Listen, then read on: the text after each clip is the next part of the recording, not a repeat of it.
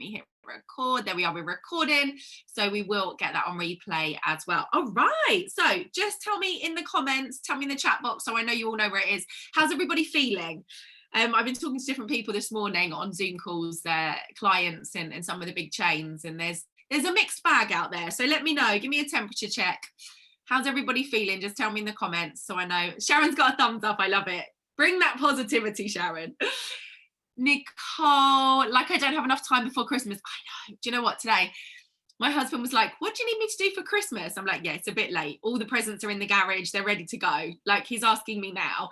And, but I realized I don't have any wrapping paper. None. No wrapping paper whatsoever. So I was like, here's your job. Go out and find 15 meters of wrapping paper now. Brilliant. Okay. How's everyone else doing? Kate, good to see you on a live. If you can put your video on, we'd love to see your face. Hey Karen, good to see you. Welcome, welcome. Sean, I heard there will be a food shortage and I haven't shopped yet. I heard it, haven't seen it. I heard it on the news, but I haven't seen it. Everywhere I've been, there's still been food. So I haven't done any crazy food shopping. We've got a bit, obviously, but nothing crazy. All right. Let's crack on with our final class before Christmas. And I thought this was a good one to kind of finish on so that we're ready to speak to those couples after Christmas, New Year, first week of Jan, and kind of have this all fresh in our minds. So let me share my screen. We're definitely recording. And off we go. Just can someone just give me a wifey yes in the comments if you can see my screen? I always like to check before I start getting deep and meaningful to make sure everybody can actually see what I'm sharing. Brilliant, thank you. All right, I got your chat box open. So talk to me as we go, ask me questions as we go. You're only muted for feedback purposes.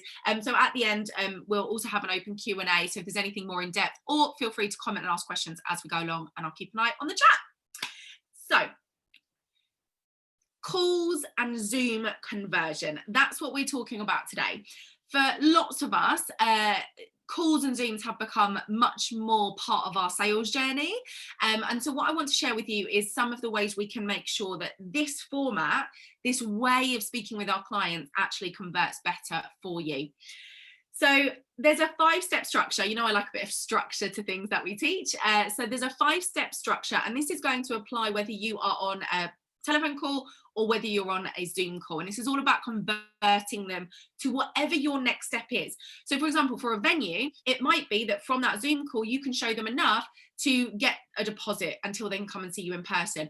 For a planner or a photographer, you might find that actually a Zoom call is enough for them to go ahead and put that deposit down. So for some of us, it's going to be a different step. So know whatever your next step is after the Zoom, and what we're moving them to is whatever that next step is. So tell me, first of all, how you currently feel about your conversion strategy. So thinking about the kind of call and Zoom step, how do you currently feel about your conversion strategy? You feel A, great, you convert almost 100% of calls or Zooms into the next step. So if you can get someone on the phone or on a Zoom, you can convert them. B, okay, but you'd like a bit more of a clearer step and structure to use.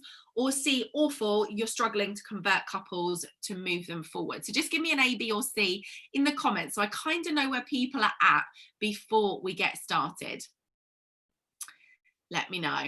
Okay, C's and B's, depends on what service it is, all of them. I love that. Sean's edging a bet. B's and B's, okay, perfect. So, B's. Okay, good. So what we're looking to do is just tighten that process up for you so that you can actually get more of those people moving to the next step.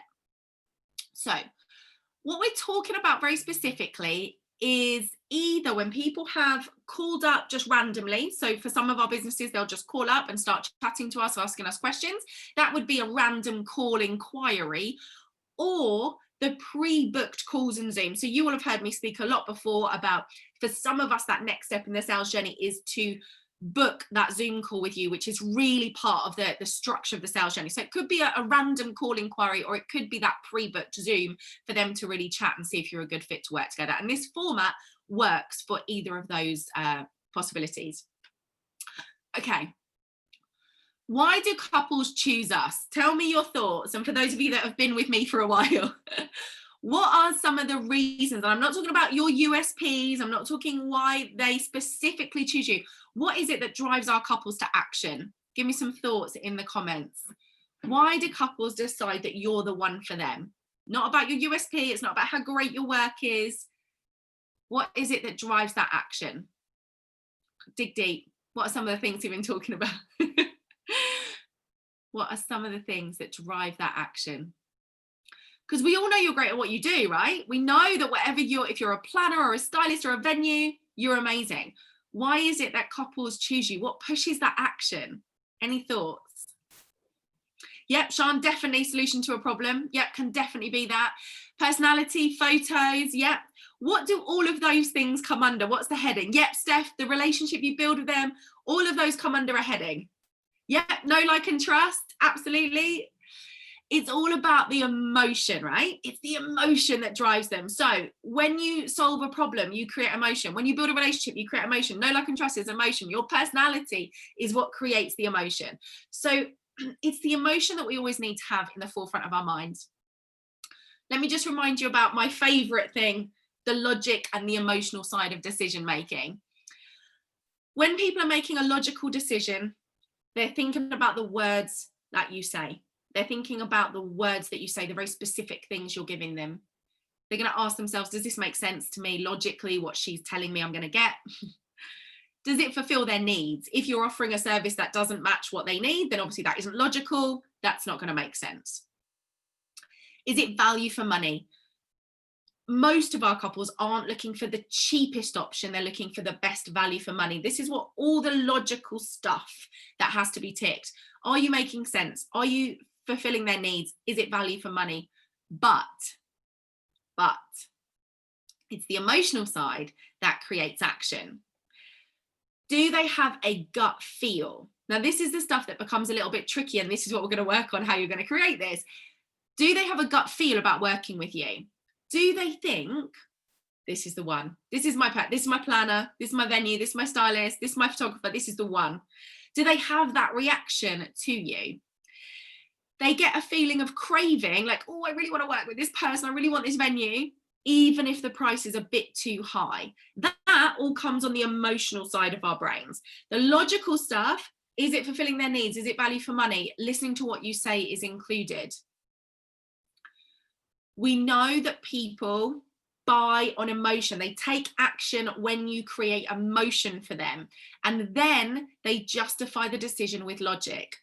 Now, you will have heard me say some of this stuff before, but I just want us to get back to that place so that as we go through the 5 steps today, you're going to work much more on their emotional response to you rather than their logical response to you. If you've got people calling you up to inquire, if you've got people on a Zoom call, then what we need to do is work on their emotion, because they already understand what you do and your price points and how you can help them. When we have logic without emotion, people say things like this to us, right? Oh, it sounds good. Yeah, let me think about it. Yeah, I'm liking it, but I'm not sure. So what we need to do is work on that emotional certainty. That's what the 5 steps are going to help us to do. Work on the emotional certainty rather than the logic. So, calls and Zooms. What if you had the choice of getting a client on a call or a Zoom? What would you prefer? What's going to be best and why? If you had the choice of getting a client on a call or a Zoom. Perfect. Loving that everybody is saying Zoom. Why though? Why? And I know for some people, you're still like not super comfortable moving a client to Zoom, but I want you to be able to really grasp why this is going to work better for you. Emma, see the people, you can see their reactions. Yeah. Karen, because you can present. Yeah, absolutely. I don't know who iPhone is. I'm so sorry. It's Sharon. I can see now. Sharon's just got iPhone. It's more personal. Yeah, absolutely. So basically, your Zoom calls are going to allow your people to connect with you faster. They're going to see your face, they're going to see your body language, they're going to see you smile. There is a much more rapport found in a Zoom call when you're talking to your client than there is on a telephone call. So when you have the choice of moving your clients to the next step, really, really encourage that Zoom connection rather than a telephone call where you have the control of it. Okay, let's start talking about these 5 steps. A few things to share with you first. What I'm going to share is a flexible structure. This is really important because I don't want you to feel that I'm going to share something with you and you can't deviate from it. You can't add your personality and take from it the bits that work for you, okay? So see these 5 steps as a flexible structure that you can have in your mind to follow, but actually, you know, that you still put your personality to it. We definitely want you to be you. People are going to connect with you as a human being. People buy from people more than they buy from businesses. So I really want you to feel you can be you whilst using this structure. And ultimately, your clients are humans, right? So we can't be 100% sure of what they're going to do, how they're going to react, or what they're going to say. And again, so with this structure, it's going to allow you to accommodate them taking the conversation in a different direction, but also give you that feeling of being in control and following a particular format that you know is going to work best. So I hope that makes sense. It's flexible. You're going to be you. And we know your people are human, they're going to respond differently and have different ways of dealing with this conversation. All right. Step 1 of 5. I like this one the best.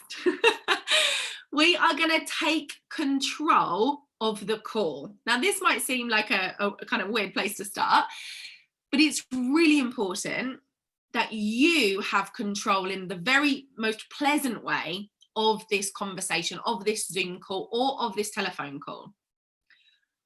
Why? Share in the comments with me. Why is it positive for everyone, not just you? You can tell me why it's good for you too. Why is it positive for you to be in control of the call, for you and for your, let's say, bride on the other side of that call or that Zoom? Just tell me in the comments. Why is this a good thing? Because I think sometimes we feel like we need to like step back a bit and let them have that control. We don't want to be overbearing or pushy or salesy. Sean shows confidence. Yep. Nicole, they need guidance. Yes, absolutely.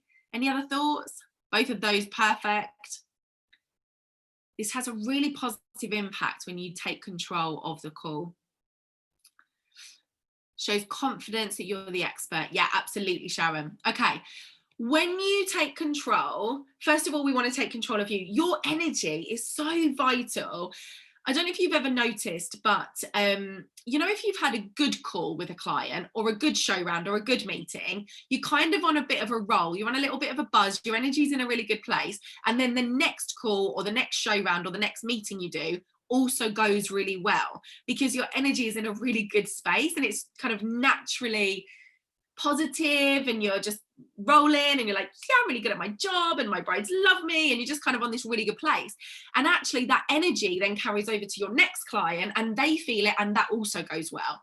So what we need to be able to do is when we're picking up the phone to a new inquiry or we're getting on a Zoom call, we really want to make sure that as far as we can, our energy is in the right place. And I'm not being like woo-woo about it. You know, that's not my style at all. It's just about showing up with that really positive, the right energy so that it has that impact on your people. So the first part of taking control is taking control of you. And especially the year we've had, it can be tough to turn up and remain positive. And I think sometimes, and I definitely see this in venues, when you are, you know, running around like a crazy inside a venue and then somebody calls with a new inquiry, to switch our mindset to focus on that rather than kind of all the craziness going on around you can actually be quite tricky. So it's just getting that energy in the right place. But the most important part of taking control is actually taking control of the client that's on the call. And we're going to ask them, because that's the most pleasant way of being in control, is actually to ask permission. And I have a little phrase that I'm going to share with you. And this is where the flexibility comes in. I'm going to share with you the kind of phrases I use. You are welcome to my phrases. They are not trademarked. All right. I'm sharing them with you. Steal them away. This is not one of those ones where people say like, you must change it to it. No, steal my phrases. Or if you want to make them more your own, feel free to change them. Here's how we take control of a call. Can I ask you a few quick questions so that I can understand your requirements for your wedding? Now, here's what this does. Can I ask you a few quick questions so that I can understand your requirements for your wedding? This is early on, right? Literally the person's picked up the phone and said, hi, yeah, I'm just calling to find out your prices. Could you explain your services to me? You want to, as fast as possible, get to this question, okay? Or you've pre-arranged a Zoom call, you've done your pleasantries, hey, how you doing, la la la, great, brilliant. So can I just ask you a few quick questions so that I can understand your requirements for your wedding? Why is this magic? It sounds such a basic question. You might be like, oh, How magic is this? But actually it is. Why is this magic? What is this going to do? It's going to do a handful of things for you really quickly and really gently, which is most important because we don't want to be pushy, horrible salespeople. What's this going to do for you? And why have I underlined the word so and put it in bold? As in that's the word you're not allowed to miss in the sentence. Any thoughts in the comments? Why is this a little bit of magic glitter at the beginning of your conversation? Any thoughts in the comments? Let me know. Get me the basic info quickly so I can anticipate them. Yeah, absolutely. Emma takes an interest in their wedding. Yes, definitely starts with that. So what we often find is that when people get on a call, be it prearranged or not, the service provider, the venue, the planner, whoever it is, immediately start, okay, let me tell you everything about what I do. Here's what I do. Here's how you can buy from me. Here's my packages. And we go straight to basically selling, even though it's the thing we're least comfortable with. Anything else? Because remember, this is just about taking control. Any other thoughts? Yes, shows confidence. Yeah, absolutely. How's your person going to feel on the other side? Emma, the fact that you are saying a few quick questions, managing their expectation. Yeah, like that. Here's a couple of thoughts for you. If I just said, okay, great, Lorna, great to see you. Can I just ask you a few quick questions? Well, she might say, no, can you just tell me the price? Right? She could cut me off right there and then I'm going to have to go straight to price, which is not where we want to be at. When we say so, the so word is the one I want you to not miss in this question. However you rephrase it with your wording, so that I can understand what you'd like for your wedding, how you envisage your wedding, you can change those words. It's really hard then to say no to it, because what I'm saying is I need to ask you those questions so that I understand you. Really tricky for someone to say, no, I don't want you to understand me, just tell me the price. It actually switches that feeling. Does this make sense? Just give me a Y for yes if this is making sense so far. So first of all, this question really early gives you the control, because she's going to say, oh, sure, yeah, great. Yeah, you asked me the question so you can understand me. Yeah, 99.9% of your people are going to say yes. It's an easy question for them to say yes to. They're going to give you the control and they're going to feel really happy about giving it to you. They feel like they're in the hands of an expert. If you go to the doctor with a knee injury, they say, right, great, let me ask you a few quick questions about your knee. When did you last walk on it? How did this happen? Right? They take control as the expert and you're doing the same thing. So they now feel comfortable. Okay, great. She's just going to take control, ask me the questions. Brilliant.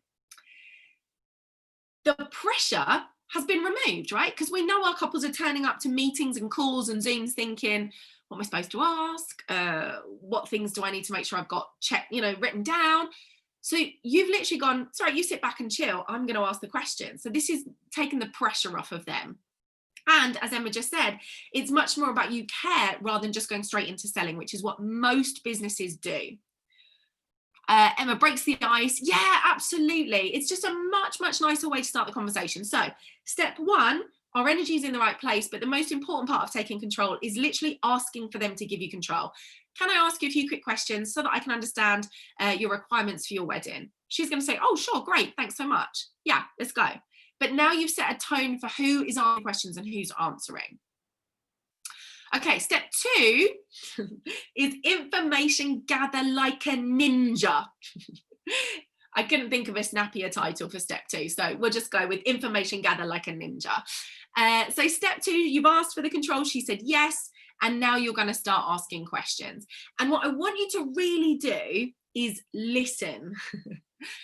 It's so hard for us because as you ask some questions, they're going to answer and you're going to want to jump in with solutions, help, how you can fix that, how you can solve whatever it is that she's sharing with you.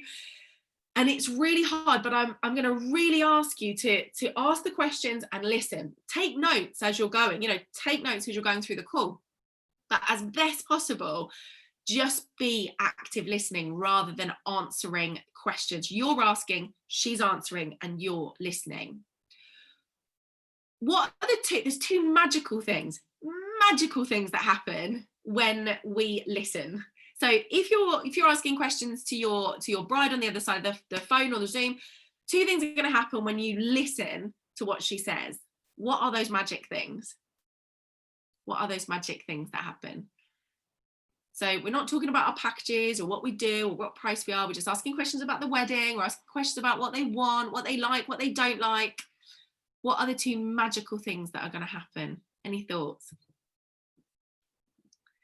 Yeah, absolutely, Karen. You're going to get a greater understanding of their needs, 100%. And I think for many of us, we just know we need like 4 key pieces of information to be able to say, this is the price, or this is the proposal, or, you know, there's just a few key pieces of information. But actually, when we go a little bit deeper, we really start to understand them much better. Emma, yeah, that you're interested in them and you're not just selling. So previously, we might have thought, right, what information do I need to be able to put a proposal together and send you a proposal and a price? And we're just thinking about those things that we need. But actually, when we're listening, we build massive rapport and we get a much deeper understanding of the client. I'm going to give you, you know, I love a random story. Let me give you a random story. People who listen to us, we really like. It's just human nature. And my mum and dad are a classic case of one or the other, right? So, for example, my dad is a great listener. You could tell him a story about going to the shop to buy crisps, and he would make you feel like it was the best thing he's ever heard. So he'd ask you, wow, great, brilliant. How long did it take to walk to the shop? What flavour crisps did you get? He gives you this, I don't know if it's fake or not. I don't care. It's just good to talk to him, right? And he would just make you feel like you are the most important, most interesting person in the world. He'd be like, wow, oh, amazing. Yeah, I love those crisps too. He just totally listening to what you're saying, doesn't matter what the story is.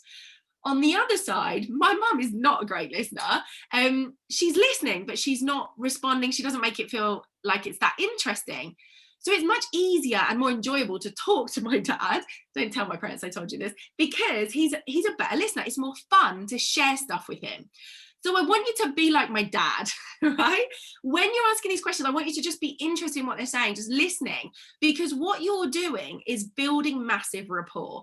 Don't worry if she's sharing stuff that you don't need to know at this point. Don't worry if she's sharing stuff that doesn't affect the proposal or the service you're going to deliver. Know that the more she talks and the more you listen, the more you're building rapport and the more she's going to like you. Yes, we get a deeper understanding of what our clients want. We can then sell it back to them. We can explain the benefits. We can do all of that stuff. But the first reason is to build rapport. So step 2, information that gather like a ninja, is so that we can get that rapport, do all the listening, make them feel comfortable with us, make them feel heard, make them feel like we're interested. And we are interested, not make them feel, we are interested, but give them that space to talk and build rapport. Okay. What questions could you ask? Because I know we have to ask the standard ones, right? What's the kind of dates you're looking up for? What kind of guest numbers? What kind of location are you looking at? You know, those logical questions.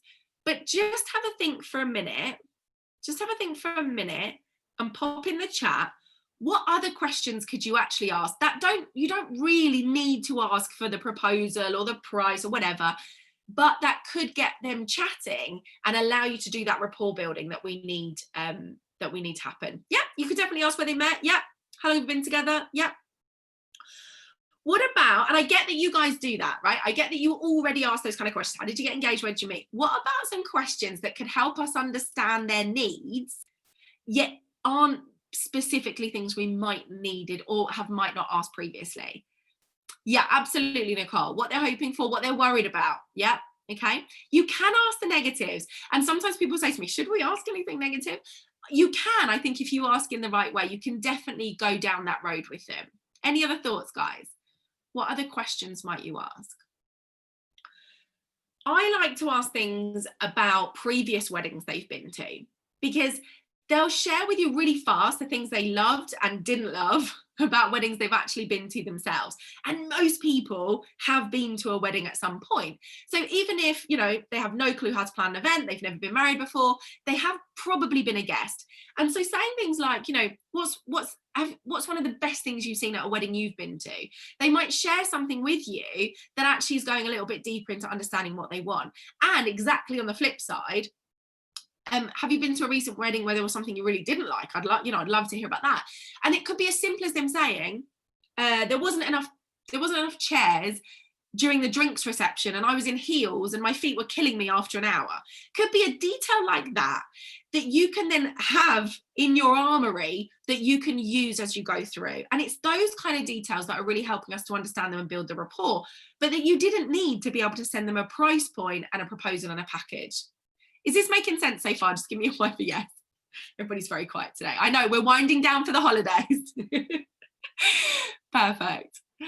Let me know if that is making sense. Okay, perfect. Good. So we're taking control with our question. She's going to say yes. Then we're asking all of the questions to understand them and we're listening. We're not selling back at them. We're not telling them any benefits of working with us. We're not saying, oh, yes, I can do that. I can fix that problem. Let me tell you how I did that for someone else. We're asking questions and listening. And we're asking more questions that actually get us to build rapport as well as the ones where we really need to know the information. Okay. Step 3 is we're going to transition to talking because we've got this clear structure that I want you to feel like you're following. So as you can see, it's got this flexibility to it, but we want to really get control, ask the questions and listen.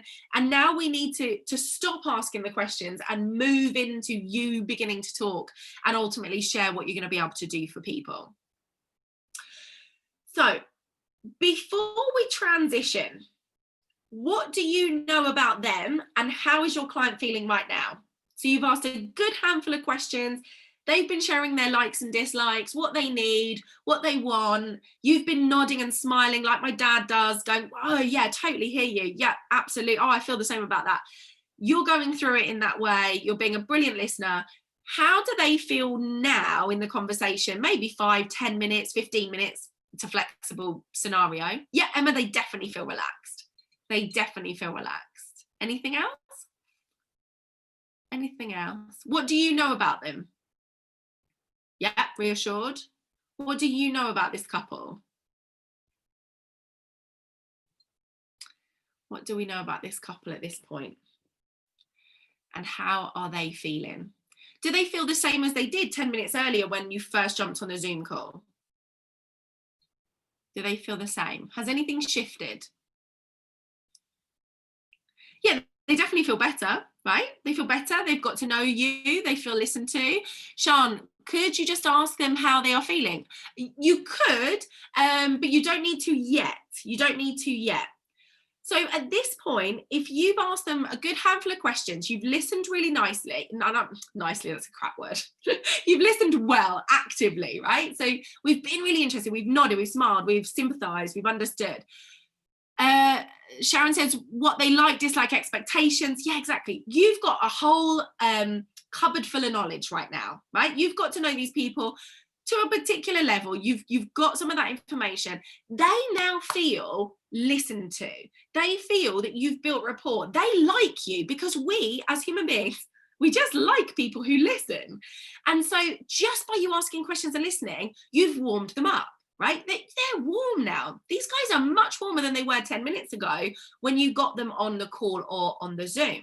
So when we transition now, they are much warmer and ready to listen to you. So here's another phrase. Again, you're welcome to use exactly this, or you can change it to your personality. What we want to do is explain that we've heard everything they've said. Brilliant, Lorna. So based on everything you just told me, actually, we sound like we could be a really great fit. Let me tell you why. Lorna, based on everything you've just explained about your wedding, I think our service could work really well for you. Let me tell you why.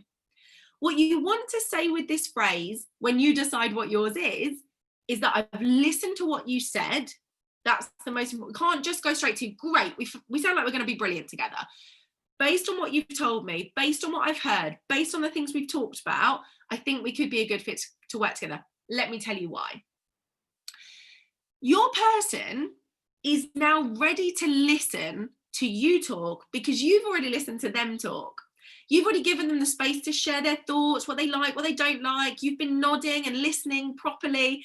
So now when you start to talk, they'll kind of sit back and be like, okay, cool, I'm going to listen to you now. And so you've created a space which feels really, really comfortable and really natural in terms of the transition. So, number 4. People buy the result. They don't buy the product or the service. They buy the result. And you will have heard me talk about this as a bikini diet. before.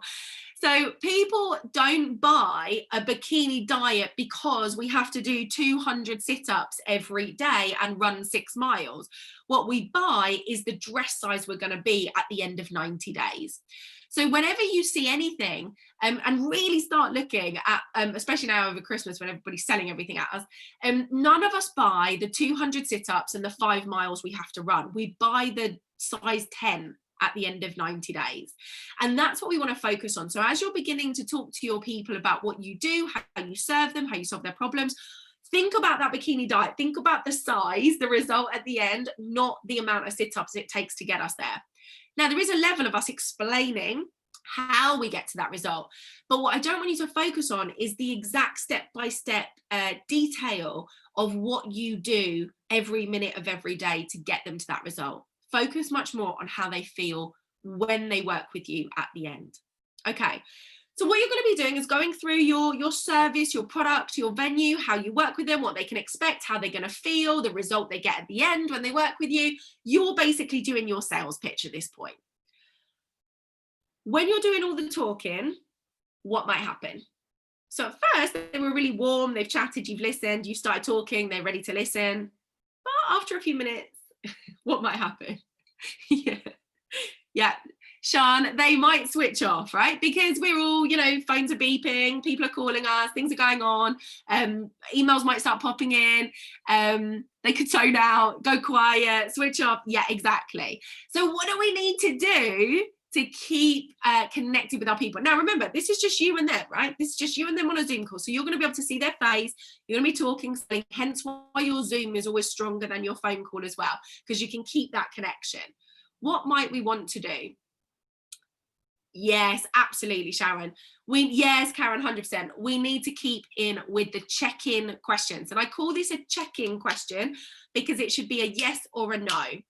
So what you don't want to do, remember, you've done lots of listening, you've done lots of questioning. So when you're going through your sales pitch, which ultimately is what you're doing, you're explaining your services, your products, your packages, we don't want to stop halfway and say, how are you feeling? Right? How do you feel about this? Because they might then go off on a tangent. What you want to do is do a quick yes or no check-in. So you might say to them literally something like, is this making sense so far? Does this sound good so far? What you're looking for is the people sitting with you on the Zoom, the person, your couple, to literally just say, oh yeah, that's making sense, brilliant, so that you can carry on. The alternative is that they say, actually, no, I didn't quite understand. How does that work with the ceremony? How does that work with how much time we get with you? And you can address objections as you go along, rather than leave them all to the end. This is a much better way to deal with any objections. So as you go through, wherever the natural pauses are, and as you're explaining your service, get that yes or no check-in, okay? Because then they will feel comfortable to say, sorry, I didn't quite understand that bit. And you can deal with it right there before you move on. If they are having that question in their head, I didn't understand how do we do that? They're still thinking about that question. You've gone on explaining other parts of your service or whatever it is that you're explaining, and they're still stuck way back when. When you get to the end, they're not ready to buy. They're not ready to move forward. I'm going to do exactly this.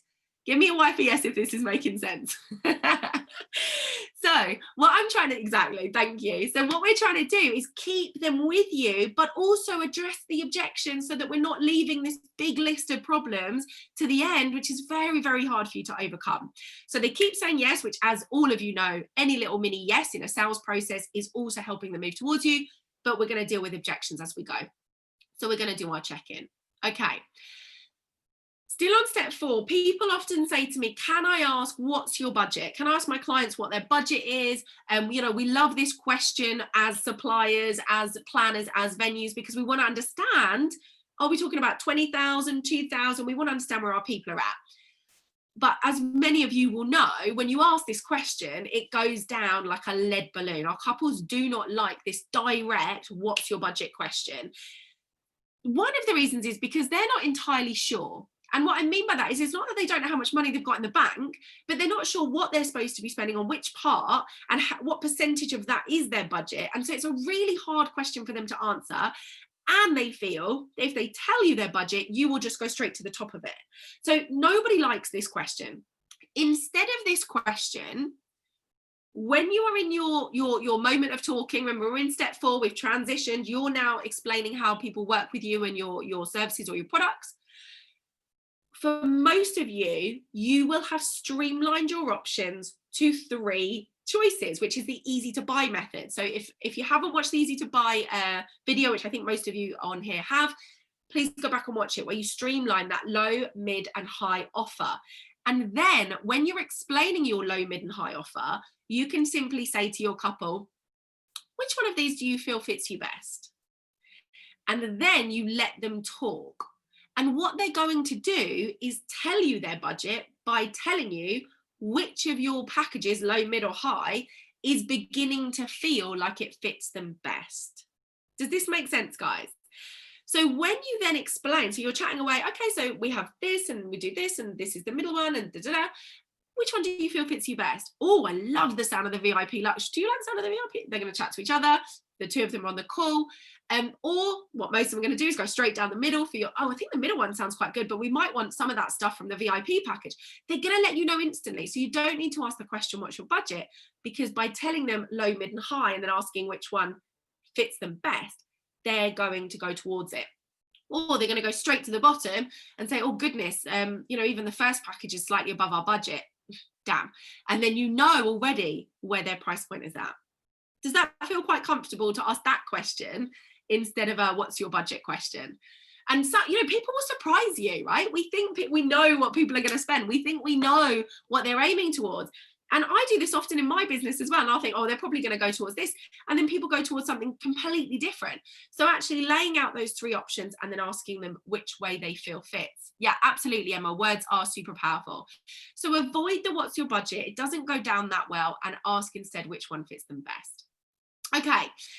Step 5 of our 5-step structure is the next step. This is like my favorite phrase of the universe.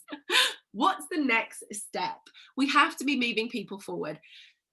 For all of you with different businesses, your next step will be different. Some of you will have to go to an in-person meeting for whatever reason. Some of you will be able to take a deposit right there. There's different next steps, but you need to be super clear when you get on that call. What is the next thing you want them to do? Is it to sign a contract and pay a deposit? Is it then to put a date in the diary to come and meet you? What is the next thing we need them to do at the end of the conversation? As we're wrapping up our call with our person, we really want to wrap it up in a nice way. And I know you will have heard sort of on old school sales training, repeat back and all of that jazz. But there's some very specific things you want to do as you wrap up. I want you to remind them of what they want. This is not just about you having heard them and confirming you were listening. Okay, great. So you said that what you were looking for was a planner who was going to be really relaxed, who was going to do this for you, who was going to be, available on WhatsApp, or you were looking for someone who was just a venue with an outdoor ceremony space, or you were looking for a stylist who had X, Y, and Z.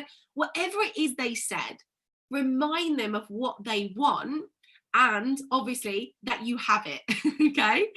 So remind them of what they want and how that matches what you offer. Great. So you said you were looking for X, Y, and Z. Brilliant, because we have ABC, which is exactly what you were looking for. You're really spoon feeding back to them. This is what you want and this is what we offer. This is how well we fit together. Remind them that this is a good fit. And then you're simply going to say, so the next step to working together is to do X, Y, Z. Tell them what that next step is. Remind them of what they wanted. You fit well together. You have what they want. What's the next step? Great. So the next step is to put down a deposit. The next step is to hold your date. The next step is for me to send you a contract, whatever your next step is. Now, for some of you, you might not feel yet comfortable to ask for that booking, that next step, that deposit on the Zoom call. So what I want to give you is a safety net so that you can ask for the booking, and you've got a safety net in reserve if they freak out, right? So this one I hope is going to make you feel more confident to ask for the booking, because you know that safety net is there. So here's the tip. If they weren't ready, so let's say you go through it, you wrap up, great fit, great. So the next step would be for you to pay your deposit, which I can send you the link to pay by card on email. And they go, oh, we're not ready yet. We're talking to 2 other people and we've got 2 other Zoom calls set up. We're not quite ready to book yet. Okay, let's imagine worst case scenario, that's what happens. If they're not ready, then you're simply going to do this. I'm so sorry, I just got really excited, got a bit ahead of myself. I could totally see me planning a wedding. What would you like to do next? And this just neutralizes, and hopefully you can feel that neutralization.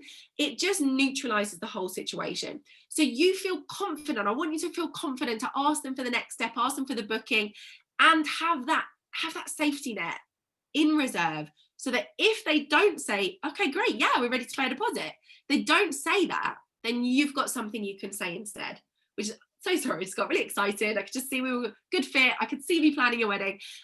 What would you like to do next? And then they'll tell you, because at this point, you need to let them have the control back. Okay, does that safety net feel comfortable? Just tell me in the chat, would that give you more confidence to ask for a booking if you felt that you had a backup plan if they freaked out or backed off a little bit? Just tell me in the chat if that feels a little bit more comfortable to ask for the booking, because I know lots of us in the wedding industry do not feel confident to move people too fast because we don't want to come across as pushy. Lauren says for sure, Emma yes, Sharon yes. Okay, good. I want you to feel it, because there are so many couples who would be ready to move to the next step, but simply because we don't ask them, they don't do it. Okay, so our 5 steps are: we take control. Remember, we've got that question. Can I ask you a few quick questions about your wedding so that I can understand your requirements? She's going to say yes. She's going to sit back. You've taken control, which means you can now information gather like a ninja. You can ask your questions, build rapport, understand what they need. She's getting warmed up. She's getting listened to and understood, all of which is making it much easier when you transition by letting her know that you've listened, you feel like you're a good fit, and now you're going to explain why, to talking about the results this person is going to get from working with you. And that's where you're going to explain your program, your package, or whatever it is that you offer. Then you're simply going to ask them for that next step, be it a meeting, a deposit, a booking, whatever is the next step for you.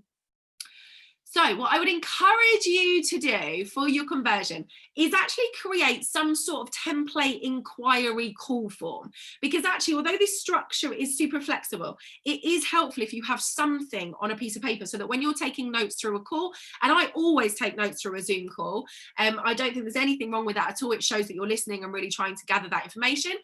I've got it in a particular structure that I know works, and I can follow that structure without having to think about it too much. You might want to write down sample questions that are going to be comfortable questions for you to get more of that information. Create those permission and transition statements, or questions, actually they are not statements, so that you feel they are in your language, in your personality, or you're very welcome to use mine. I have no problem with that at all. And know what your next step is. Be super, super clear what you want them to do next. All right, so how does that all sound? Tell me your questions, your comments. Does that make sense? My favorite phrase in the world.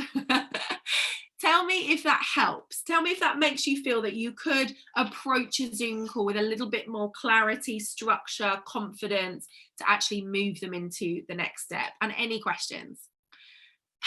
Perfect. Emma loves it. Good. Anything that doesn't make, anything that you're like, oh, I don't know about that bit, that doesn't feel comfortable. Sean, definitely helped to have a process. Yeah. Okay, Nicole, very helpful. I use this as well. So if I was just to get on a call with a one-to-one client considering working together, I would find it difficult without knowing where I was going to take that conversation. Steph, nice little refresher. Yeah, I think, Steph, we've done this with you guys before, haven't we? Gosh, 2 years ago. Karen, going to be a great help. Perfect. Lauren, feel it will help. Amazing. All right. Any questions, guys? Any questions? Nice and comfortable one for us to finish up the year on. Steph, must have been 2 years. I know. Things keep popping up on Facebook, memories, and it freaks you out, doesn't it? You're like, oh my God, how many years ago? Sharon, helpful, reminds me of my Thompson days. I love it. Brilliant. Amazing. Okay. I think we're good. I think we are good. Perfect. Any more questions before we close up? Lovely. Well, remember guys, we are hitting engagement season. People are going to be ready to inquire, get on calls, get on Zooms. I know lots of us are in different situations. I'm coming to you from tier 4, which is now the COVID central of the universe. So I get that there are some weird things going on, but our couples are going to want to have fun Christmases where they get engaged and they have something exciting to look forward to. They're going to be thinking about 22. They're not going to be thinking that their wedding is going to be affected. So we need to show up with that energy of, you know, this is going to be a completely return to normal. Let your couples have that level of excitement. And I know it's tough after the year we've had, but if we can bring that energy to them on those calls and on those Zooms, then we will be able to get those deposits and those bookings coming through in the next 2 years. So it will be good to see. I can't wait to see you guys in the Facebook group telling everybody that you're getting new bookings. It's going to be so exciting. All right. Okay, guys, I think I'll let you go. Good to see you all for our last class. I will see you for the next one in Jan, but I will be popping in and out of the Facebook group. So anything you need, pop it in there and I will pop in and out over the holidays. Have a brilliant Christmas, guys. I hope you get some downtime. Oh, you're welcome, Karen. Amazing. Thank you so much. Have a great Christmas. You are welcome. Hope that was helpful. Steph saying Merry Christmas to everyone as well. Brilliant. Amazing. Take care. Enjoy your casserole. I will. I'm so lazy. Brilliant. Take care, guys. See you soon. Bye.